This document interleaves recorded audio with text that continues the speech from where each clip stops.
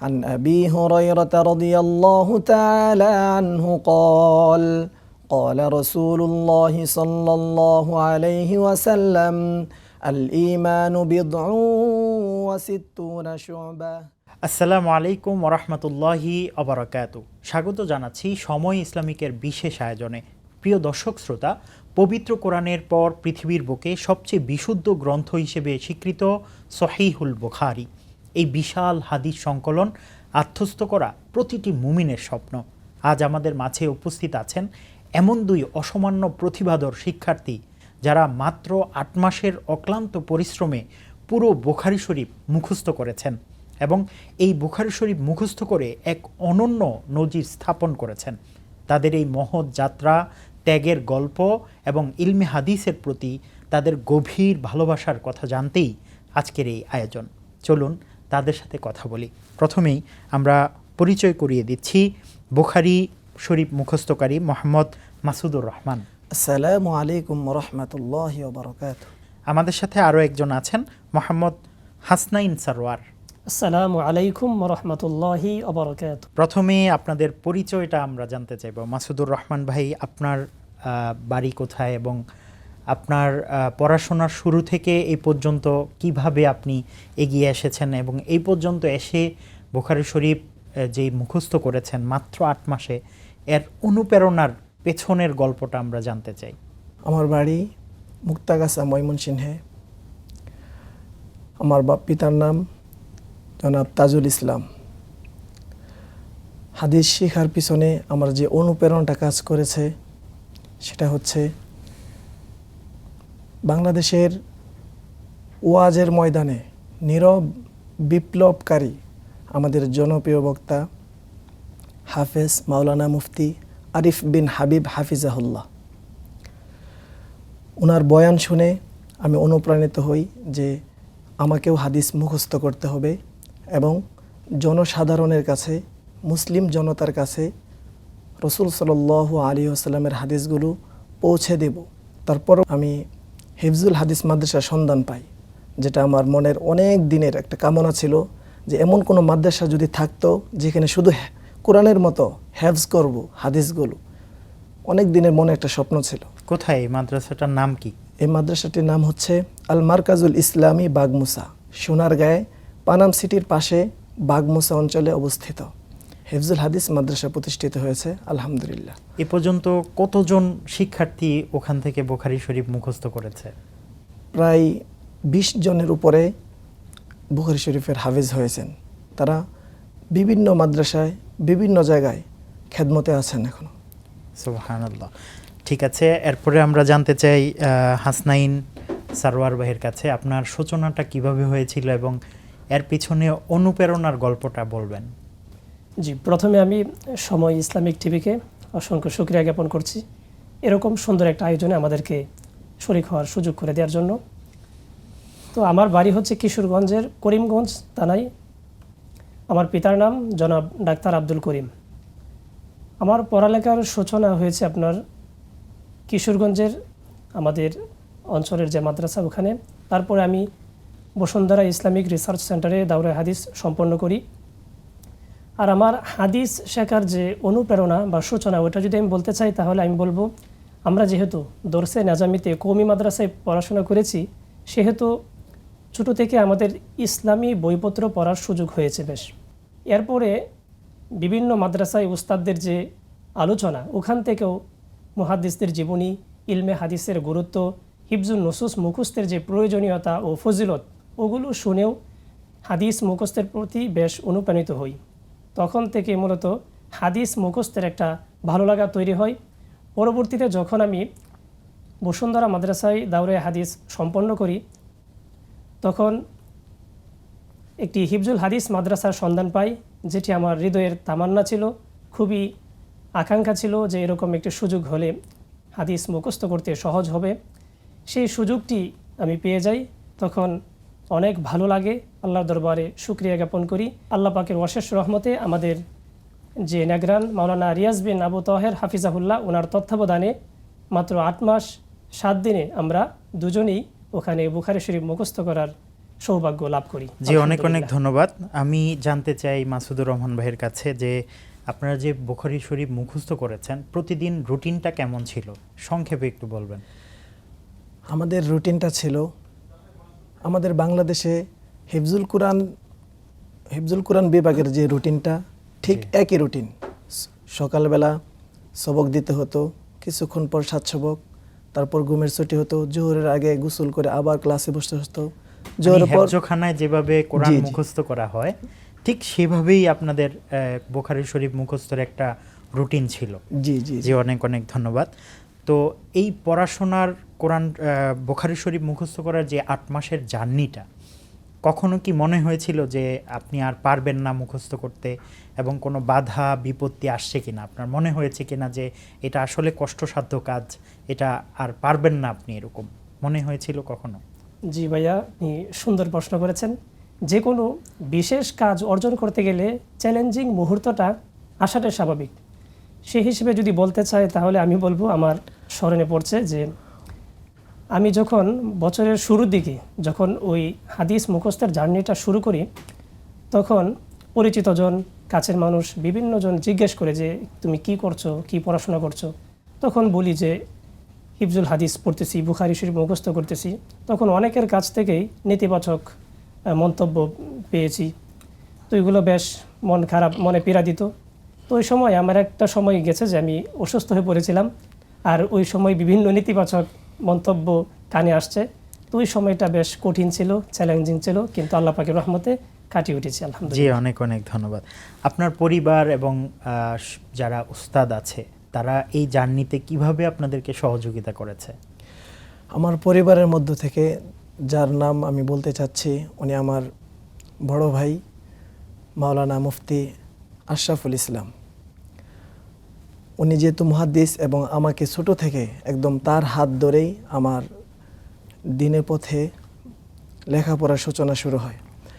উনি আমাকে সর্বপ্রথম যখন আমি তাকে বলি যে আমি হিফজুল হাদিস পড়তে চাচ্ছি, উনি শুনে খুব আনন্দিত হয়েছেন, কারণ উনি বুঝতে পারছেন যে এটার মর্ম, এটার গুরুত্ব অনেক বেশি। উনি যখন সাপোর্ট দিয়ে দিয়েছেন যে ভাই তুমি পড়ালেখা করো, অসুবিধে নেই, আমরা তোমার পাশে আছি, তখন আমার পুরা পরিবার রাজি হয়ে গেছেন। এবং আমার উস্তাদ যারা আছেন আলহামদুলিল্লাহ সকলেই সুদৃষ্টিতে আমাকে অনুপ্রাণিত করেছেন আলহামদুলিল্লাহ। জি, আপনারা তো বুখারী শরীফের যেরকম কোরআন শরীফে পারা পারা আছে, তো বুখারী শরীফ আপনারা মুখস্থ করেছেন মুসনাদ হিসেবে।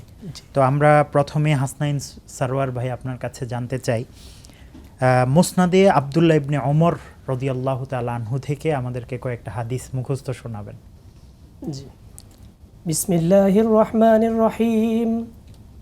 عن عبد الله بن عمر رضي الله عنهما قال قال رسول الله صلى الله عليه وسلم بني الإسلام على خمس شهادة أن لا إله إلا الله وأن محمد رسول الله وإقام الصلاة وإيتاء الزكاة والحج وصوم رمضان. عن ابن عمر رضي الله عنهما قال أن رسول الله صلى الله عليه وسلم مر على رجل من الأنصار وهو يعظ أخاه في الحياء فقال رسول الله صلى الله عليه وسلم دعه فإن الحياء من الإيمان. قال رسول الله صلى الله عليه وسلم أمرت أن نقاتل الناس حتى يشهدوا أن لا إله إلا الله وأن محمد رسول الله ويقيموا الصلاة ويؤتوا الزكاة فإذا فعلوا ذلك عصموا مني دماءهم وأموالهم إلا بحق الإسلام وحسابهم على الله. قال رسول الله صلى الله عليه وسلم. আমরা মাসুদুর রহমান ভাই আপনার কাছে জানতে চাই, বুখারী শরীফের সবচেয়ে প্রসিদ্ধতম একজন রাওয়ী বর্ণনাকারী আছেন আবু হুরায়রা রাদিয়াল্লাহু তাআলা আনহু। আপনি যদি আমাদেরকে তার বর্ণিত কিছু হাদিস শোনাতেন। বিসমিল্লাহির রহমানির রহিম। عن أبي هريرة رضي الله تعالى عنه قال قيل يا رسول الله من أسعد الناس بشفاعتك يوم القيامة قال رسول الله صلى الله عليه وسلم يا أبا هريرة لقد ظننت يا أبا هريرة أن لا يسألني عن هذا الحديث أحد أول منك لما رأيت من حرصك على الحديث أسعد الناس بشفاعتي يوم القيامة من قال لا إله إلا الله خالصا من قلبه أو نفسه قال رسول الله صلى الله عليه وسلم تسموا باسمي ولا تكتنوا بكنيتي ومن رآني في المنام فقد رآني فإن الشيطان لا يتمثل في صورتي ومن كذب علي متعمدا فليتبوأ مقعده من النار হাসনাইন সরোয়ার ভাই, আপনার কাছে আরেকটা মুসনাদ আমরা শুনতে চাই। মুসনাদে আনাস ইবনে মালিক রাদিয়াল্লাহু তাআলা আনহু থেকে দুইটা হাদিস আমাদেরকে শোনাবেন। عن أنس بن مالك رضي الله عنه قال قال رسول الله صلى الله عليه وسلم لا يؤمن أحدكم حتى أكون أحب إليه من والده وولده والناس أجمعين قال رسول الله صلى الله عليه وسلم آية الإيمان حب الأنصار وآية النفاق بغض الأنصار। জি, অনেক অনেক ধন্যবাদ। মাসুদুর রহমান ভাই, আপনার কাছে আরও কয়েকটা হাদিস আমরা শুনতে চাই। মুসনাদে আয়েশা রাদিয়াল্লাহু তাআলা আনহা অনেক প্রসিদ্ধতম রাবি, ওনার কয়েকটা হাদিস আমরা শুনবো। عن عائشة أم المؤمنين رضي الله تعالى عنها أن الحارث بن هشام رضي الله تعالى عنه سأل رسول الله صلى الله عليه وسلم فقال يا رسول الله كيف يأتيك الوحي فقال رسول الله صلى الله عليه وسلم أحيانا يأتيني مثل صلصلة الجرس وهو أشده علي فيفصم عني وقد وعيت عنه ما قال وأحيانا يتمثل لي الملك رجلا فيكلمني فأعي ما يقول قالت عائشة رضي الله تعالى عنها ولقد رأيته ينزل عليه الوحي في اليوم الشديد البرد فيفصم عنه وإن جبينه ليتفصد عرقا عن عائشة أم المؤمنين رضي الله تعالى عنها أنها سئل النبي صلى الله عليه وسلم أي الأعمال أحب إلى الله। অনেক অনেক ধন্যবাদ। একটু আগে যে হাদিসটা পড়েছেন, আয়েশা রাদিয়াল্লাহু তাআলা আনহা থেকে বর্ণিত, নবী করিম সাল্লাল্লাহু আলাইহি সাল্লামের উপরে কিভাবে ওহী অবতীর্ণ হয়েছিল এই ঘটনাটা সেই হাদিসে বর্ণিত হয়েছে। ছোট্ট করে অর্থটা একটু বলবেন? শুধু ঘটনাটা আমাদেরকে বললে হবে যে হাদিসে কিভাবে বর্ণিত হয়েছে। আয়েশা রাদিয়াল্লাহু তাআলা আনহা বর্ণনা করেন যে হারিস ইবনে হিশাম রাদিয়াল্লাহু তাআলা আনহু রাসূল সাল্লাল্লাহু আলাইহি ওয়াসাল্লামকে প্রশ্ন করলেন, হুজুর আপনার কাছে কিভাবে ওহী আসে? রাসূল সাল্লাল্লাহু আলাইহি ওয়াসাল্লাম বললেন, কখনো কখনো বেলের ঝনঝরানির মতো আওয়াজে ওহী আসে, সেটাই আমার কাছে সবচেয়ে কষ্টদায়ক হয় এবং আমি সেগুলো মুখস্থ করে নিই। আবার কখনো কখনো মানুষ রূপে ফেরেশতা আসেন, তখন আমি তার থেকে কথাগুলো মুখস্থ করে নিই। আয়েশা রাদিয়াল্লাহু তাআলা আনহা বলেন যে প্রচণ্ড শীতের সময় আমি দেখতাম রাসূল সাল্লাল্লাহু আলাইহি ওয়াসাল্লামের উপর যখন ওহী আসতো তখন তিনি ঘেমে যেতেন, তার কপাল থেকে ঘাম ঝরত। সুবহানাল্লাহ। হাসনাইন সরোয়ার ভাই, আপনাকে ছোট্ট একটা প্রশ্ন করব। সাধারণ মানুষের উদ্দেশ্যে ছোট্ট করে আমাদেরকে বলবেন যে পবিত্র কোরআনের পরে সবচেয়ে বিশুদ্ধতম যেই গ্রন্থ বুখারী শরীফকে কেন বলা হয়? ইমাম বুখারী রহিমাহুল্লাহ তার অক্লান্ত পরিশ্রম এবং সাধনার পরে এই গ্রন্থটি রচনা করেছেন এবং সেটি গোটা মুসলিম উম্মাহ পবিত্র কোরআনের পরে সেটাকে গ্রহণ করে নিয়েছেন। তো এটা যদি আমরা ছোট্ট করে বলতে যাই তাহলে বলতে পারি ইমাম বুখারী রহিমাহুল্লাহ এই কিতাবটা লিখতে গিয়ে যে সমস্ত রাবি অর্থাৎ যারা হাদিসটা বর্ণনা করেছেন তাদের ঈমান, চরিত্র, আচরণ, আখলাক সবগুলো উনি কোষ্ঠী পাথর দিয়ে যাচাই বাছাই করেছেন। দ্বিতীয়ত উনি যে রাবিরা হাদিস বর্ণনা করেছেন সেই রাবির উপরের যে রাবি যার থেকে তিনি হাদিসটা শুনেছেন তার সাথে সত্যিকার অর্থে তার সাক্ষাৎ হয়েছে কিনা সেটার প্রমাণও তিনি ভালোভাবে যাচাই বাছাই করেছেন। তৃতীয়ত আরেকটা বিষয় হচ্ছে উনি প্রতিটা হাদিস লেখার আগে গোসল করে 2 রাকাত নফল নামাজ পড়তেন এবং ইস্তেখারা করে হাদিসটি লিখতেন। আল্লাহ তাআলার কাছে বিষয়টা মাকবুল হয়ে গেছে এমনভাবে যে গোটা মুসলিম উম্মাহ পবিত্র কোরআনের পরে এটাকে গ্রহণ করে নিয়েছে। জি, অনেক ধন্যবাদ। ইমাম বুখারী রহমতুল্লাহ আলাইহি এই যে এত বড় একটা গ্রন্থ সংকলন করেছেন, কত দিন সময় লেগেছে এই বিষয়ে আপনি কি জানেন? জি ভাই, অনেক সুন্দর একটি প্রশ্ন করেছেন। ইমাম বুখারী রহিমাহুল্লাহ এই কিতাবটি সংকলন করতে গিয়ে দীর্ঘ 16 বছর সময় নিয়ে এই কিতাবটি সংকলন করেছেন।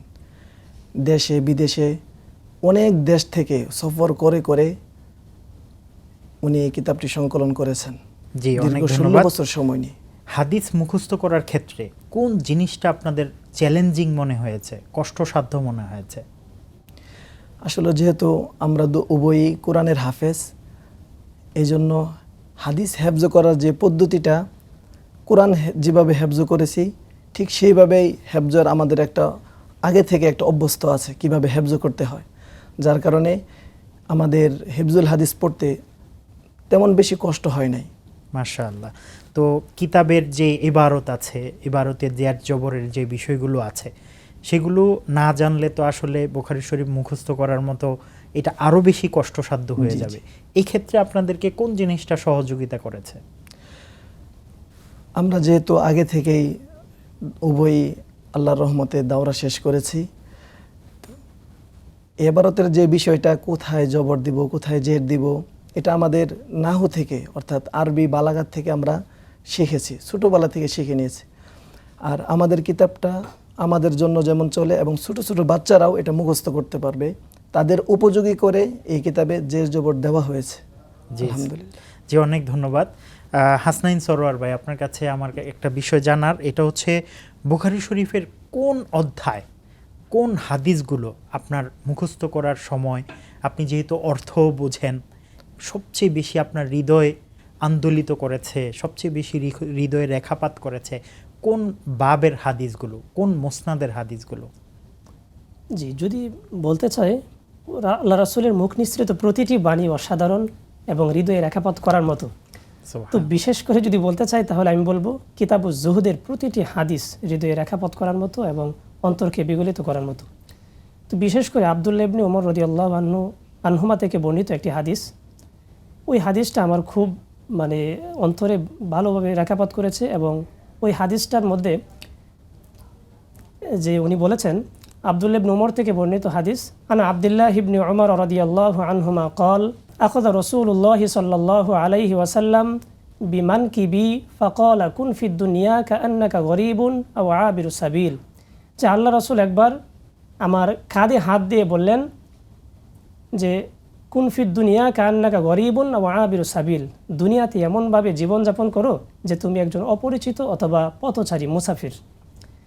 এরপরে ওয়াকানা ইবনু উমর ইয়াকুলু ইযা আমসাইতা ফালা তানতাযিরিস সাবাহা ওয়া ইযা আসবাহতা ফালা তানতাযিরিল মাসাআ ওয়া খুয মিন সিহহাতিকা লিমারাদিকা ওয়া মিন হায়াতিকা লিমাউতিকা। এরপরে আব্দুল্লাহ ইবনে ওমর রাদিয়াল্লাহু আনহুমা কয়েকটা কথা বলেছেন, প্রতিটি কথায় গভীর চিন্তার এবং ভাবনার। তিনি বলেছেন যে যখন তুমি সন্ধ্যায় উপনীত হও সকালের জন্য অপেক্ষা করো না, এবং যখন সকালে উপনীত হও তখন সন্ধ্যার জন্য অপেক্ষা করো না, এবং অসুস্থতা আসার আগেই সুস্থতাকে কাজে লাগাও এবং মৃত্যুর সময় ঘনিয়ে আসার পূর্বেই জীবনটাকে কাজে লাগাও। প্রতিটি কথাই হৃদয় বিদারক। মাসুদুর রহমান ভাই, আপনার কাছে বুখারী শরীফের এত বড় একটা বুখারী শরীফ, এর মধ্যে কত হাজার হাদিস আছে এবং এর মধ্যে কোন হাদিসটা সবচেয়ে বেশি আপনার হৃদয়ে অঙ্কুরিত করেছে, রেখাপাত করেছে? জি, বুখারী শরীফে সর্বমোট হাদিস আছে ৭,৫৬৩টি। এটি ইবনে হাজার আসকালানী রহমতুল্লাহ আলাই তার বর্ণনা অনুযায়ী। আর বুখারী শরীফে এত হাদিসের মধ্য থেকে আমাকে যে হাদিসটি সবচেয়ে বেশি হৃদয়ের গভীরে রেখাপাত করেছে এবং আমাকে কাঁদিয়েছেও, আবু হুরায়রা রাদিয়াল্লাহু তাআলা বর্ণনা করেন, আসাবানি জাহদুন শাদীদুন ফালাকিতু উমর ইবনুল খাত্তাবি ফাস্তাকরাতু আয়াতান মিন কিতাবিল্লাহ ফাদাখালা দারাহু ওয়া ফাতাহা আলাইয়া ফামাশাইতু গায়রা বাঈদিন ফাখারতু লিওয়াজহি মিনাল জাহদি ওয়াল জুই। আবু হুরায়রা রাদিয়াল্লাহু তাআলা আনহু বর্ণনা করেন যে আমার একদিন প্রচণ্ড ক্ষুধা লেগেছে। তো উনি উমর ইবনুল খাত্তাব রাদিয়াল্লাহু তাআলা আনহুর সাথে দেখা করলেন। ওনাকে যে বললেন যে একটা আয়াত জিজ্ঞাসা করলেন, মানে উনি ওনার যে খিদা লেগেছে এটা মুখে প্রকাশ করেন নাই, অন্যভাবে বোঝাতে চাচ্ছিলেন যে উনি বুঝেন কিনা, একটা আয়াতে জিজ্ঞাসা করছেন। তো উমর রাদিয়াল্লাহু তাআলা আয়াতটা বলে চলে গেছেন। আর কিছু দূর এগোতেই উনি ক্ষুধার যন্ত্রণায় পড়ে গেলেন মাটিতে, উপর হয়ে পড়ে থাকলেন। কিছুক্ষণ পর ওদিক দিয়ে রাসূল সাল্লাল্লাহু আলাইহি ওয়াসাল্লাম যাচ্ছিলেন। রাসূল সাল্লাল্লাহু আলাইহি ওয়াসাল্লাম দেখে চিনে ফেলেন এ তো আবু হুরায়রা। ডাক দিলেন, ইয়া আবা হুরায়রা। ফাকালা লাব্বাইকা ইয়া রাসূলুল্লাহি ওয়া সা'দাইকা। আবু হুরায়রা রাদিয়াল্লাহু তাআলা আনহু উঠে বললেন, জি হুজুর। রাসূল সাল্লাল্লাহু আলাইহি ওয়াসাল্লাম আসলে অনেক মায়ার নবী, অনেক দরদ ছিল তার অন্তরের ভিতরে। চেহারাটা দেখেই বুঝতে পারছেন অনেক ক্ষুধা লেগেছে, অনেক দিনের যন্ত্রণা তাকে কাতরাচ্ছে। তার হাত ধরে তুললেন। ফাআখাযা বিয়াদি ফাআকামানি। আবু হুরায়রা রাদিয়াল্লাহু তাআলা বলেন, আমাকে হাত ধরে আমাকে দাঁড় করালেন। আমার যে ক্ষুধা লেগেছে উনি বুঝতে পারলেন। রাসূল সাল্লাল্লাহু আলাইহি ওয়াসাল্লাম আমাকে নিয়ে গেলেন, এক গ্লাস দুধ দিলেন। আমি দুধ পান করলাম। রাসূল সাল্লাল্লাহু আলাইহি ওয়াসাল্লাম বলেন, একটু মজা করে বলেন, ইয়া আবা হিররিন, আরও খাও, আরও পান করো। আমি আবার পান করলাম। তারপর রাসূল সাল্লাল্লাহু আলাইহি ওয়াসাল্লাম বলেন, আরও পান করো, তুমি পেট ভরে পান করো। আবু হুরায়রা রাদিয়াল্লাহু তাআলা আনহু পান করলেন, তার শরীরটা একটু সুস্থ হলো। তো হাদিসের সম্রাট যিনি সবচেয়ে বেশি হাদিস বর্ণনা করেছেন, আবু হুরায়রা রাদিয়াল্লাহু তাআলা আনহু, যিনাকে পৃথিবীর যত মুমিন আছে ওনাকে দেখে নাই, শুধুমাত্র নাম শুনবে তারাই তাকে ভালোবাসবে। পৃথিবীতে যত মানুষ, যত মুমিন আসবে, এমন একজন ব্যক্তি ক্ষুধার যন্ত্রণায় কষ্ট কাতরাচ্ছিলেন। তার এই হাদিসটি পড়ার সাথে সাথে আমাকে অনেক কষ্ট লেগেছে, আমি অনেক কেঁদেছি। হাসনাইন সরোয়ার ভাই, আপনার কাছে একটা বিষয় পরামর্শ, যে অন্যান্য যারা মাদ্রাসার শিক্ষার্থী আছে বুখারী শরীফ মুখস্থ করতে চায়, তাদের উদ্দেশ্যে আপনার কি বক্তব্য থাকবে? তারা কেন হাদিস মুখস্থ করবে এবং তারা কিভাবে এটা জার্নিটা শুরু করতে পারে? জি, আপনি একটি সুন্দর প্রশ্ন করেছেন। এটি আসলে আমাদের যে বাংলাদেশ উপমহাদেশে আপনার হাদিস মুখস্থের যে বিষয়টা, সেটা দীর্ঘদিন থেকে অবহেলিত ছিল। তো আলহামদুলিল্লাহ, আল্লাহ পাকের অশেষ শুকরিয়া, সেটি আস্তে আস্তে ইতিবাচক দিকে যাচ্ছে আলহামদুলিল্লাহ। তো এখন যারা হাদিস মুখস্থ করতে চায়, হাদিসের প্রতি যাদের আগ্রহ আছে, সেই হাদিস মুখস্থ করাটা অনেক ইজি এবং সহজ হয়ে গিয়েছে। আমি বলবো যারা মুখস্থ করতে চায় তাদের জন্য একটা সুবর্ণ সুযোগ। আমাদের যে মাদ্রাসা রয়েছে ওখানেও যোগাযোগ করে কিংবা ওখানে ভর্তি হয়েও যে কেউ হাদিস চাইলে মুখস্থ করতে পারবে। ওখানে যেহেতু হিফজুল হাদিস আলাদা একটা বিভাগ রয়েছে, ওখানে কেউ চাইলে পড়ে মুখস্থ করতে পারলে এটা সবচেয়ে বেটার হবে। তাছাড়া যে কেউ তার ব্যক্তিগতভাবে পৃথকভাবেও চাইলে মুখস্থ করতে পারবে। যেহেতু আমাদের এই কিতাবটা এখন মুসনাদ আকারে ইবজের জন্য উপযোগী করে সাজানো হয়েছে, তো ওইটা কেউ যদি গ্রহণ করে ওটা থেকে মুখস্থ করলে অনেক সুন্দর হবে। তাছাড়া মুখতাসার বুখারী আছে, মুসলিম আছে, ওগুলা থেকেও করা যায়। কিন্তু আমি বলবো আমাদের যে কিতাবটা সাজানো হয়েছে, আমাদের উস্তাদগণ অক্লান্ত পরিশ্রম মেহনত করে সেটাকে সাজিয়েছেন, ওইটা কেউ যদি চায় তো ওটা থেকে মুখস্থ করলে অনেক ভালো হবে, সহজ হবে। আপনি তো বুখারী শরীফ মুখস্থ করেছেন আলহামদুলিল্লাহ, এবং আপনি একজন কোরআনে হাফেজ। আরও যতগুলো সিয়াসিত্তার গ্রন্থ আছে, এই বুখারী শরীফ ছাড়া আরও 5টা গ্রন্থ আছে, আপনার কি সেগুলো মুখস্থ করার ইচ্ছা আছে কিনা? জি, ইনশাল্লাহ অবশ্যই ইচ্ছা আছে। হাদিসের যে একটা আগ্রহ বা তার যে একটা পিপাসা, ওইটা আসলে নিবারণ হওয়ার মতো না। ইনশাল্লাহ আমার টার্গেট আছে, ইনশাল্লাহ ধীরে ধীরে আস্তে আস্তে। জি, অনেক ধন্যবাদ। করার মাসুদুর রহমান ভাই, আপনার কাছে জানতে চাই একই প্রশ্ন। এই যারা ইলমে হাদিস চর্চা করতে চায় তাদের আসলে ব্যক্তিগত জীবনে কি ধরনের পরিবর্তন ঘটাবে এই হাদিস, ইলমে হাদিস, এটা একটু আমাদেরকে বলবেন। এবং আপনি তো বুখারী শরীফ মুখস্থ করেছেন আলহামদুলিল্লাহ, এবং আপনার আরও কি কি হাদিসের গ্রন্থ মুখস্থ করার ইচ্ছা আছে বা আপনি করেছেন অলরেডি, আমাদেরকে বলবেন বিষয়গুলো। অনেক সুন্দর একটি গুরুত্বপূর্ণ প্রশ্ন করেছেন যে ইলমে হাদিস মানুষকে কি পরিবর্তন করতে পারে। যারা শিখতে চায় আমি তাদেরকে বলবো যে এলমে হাদিস যাদের অন্তরে থাকে, যাদের হৃদয়ে থাকে, তাদের ভিতর থেকেই পরিবর্তন হয়ে যায়। তাদেরকে সুন্নাহমুখী করে দেয় এলমে হাদিসের জ্ঞান, এবং প্রতিটা আমলকে সুন্নাহমুখী করে দেয় এবং জীবনকে রসুল সাল্লাল্লাহু আলাইহি ওয়াসাল্লামের আদর্শে সাজিয়ে তোলে। আমি ইনশাল্লাহ বুখারী শরীফ আল্লাহর রহমতে হেফজ করেছি, পাশাপাশি মুসলিম শরীফের হেফজও প্রায় শেষ করে ফেলেছি। বাকি মাত্র 30 পৃষ্ঠা বাকি আছে। আপনারা দোয়া করবেন আল্লাহ তাআলার অশেষ রহমতে যেন আমি মুসলিম শরীফটাও হেফজ শেষ হয়ে যায়। জি, অনেক অনেক ধন্যবাদ। বুখারী শরীফ মুখস্থ শেষ করেছেন এবং মুসলিম শরীফও ইনশাআল্লাহ প্রায় শেষের জি। দিকে। মাশাআল্লাহ, আল্লাহ তাআলা আপনার এই মুখস্থর জার্নিকে আরও সহজ করে দেন। আমিন। সুপ্রিয় দর্শক, আজ আমরা জানলাম কিভাবে একাগ্রতা এবং আল্লাহর উপর ভরসা থাকলে অসম্ভবকেও সম্ভব করা যায়। মোহাম্মদ মাসুদুর রহমান এবং মোহাম্মদ হাসনাইন সারোয়ার, আপনাদের এই অর্জন কেবল আপনাদের পরিবার বা মাদ্রাসার নয়, বরং পুরো উম্মার জন্য একটি গর্বের বিষয়। আপনাদের জীবন থেকে আমাদের তরুণ প্রজন্মের অনেক কিছুই কিন্তু শেখার আছে। আমরা দোয়া করি আপনাদের এই মুখস্থ করা হাদিসগুলো যেন আপনাদের জীবন এবং কর্মের প্রতি প্রতিফলন হয় এবং এই বার্তা যেন সারা পৃথিবীব্যাপী পৌঁছে যায়। আজকের এই সময় ইসলামিকের আয়োজন আজকের মতো এখানেই শেষ করছি। সবাই ভালো থাকবেন, সুস্থ থাকবেন, সঙ্গেই থাকবেন সময়ের। আল্লাহ হাফেজ। আসসালামু আলাইকুম ওয়া রাহমাতুল্লাহি ওয়া বারাকাতুহু।